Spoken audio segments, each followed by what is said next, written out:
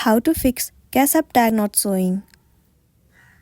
So this issue might arise because you are not running the latest version of the app. In order to check it out, you simply have to move into the App Store. Once you are in here, in the search bar, search for CashTag, and then move ahead to this app.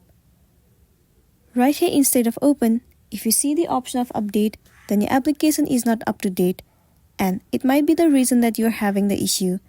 If that's the case, tap on update and update the app. Most of the time, updating the app has fixed the issue. Once done, now the next thing you want to try doing is move into the settings of your device.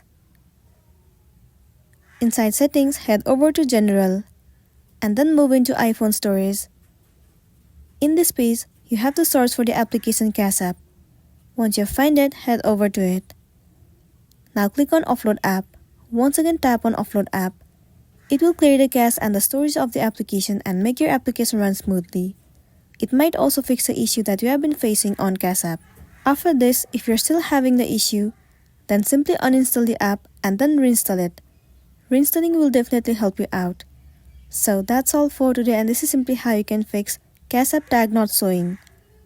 Make sure to smash the like button and consider subscribing if you found this very helpful. We'll see you in the next one.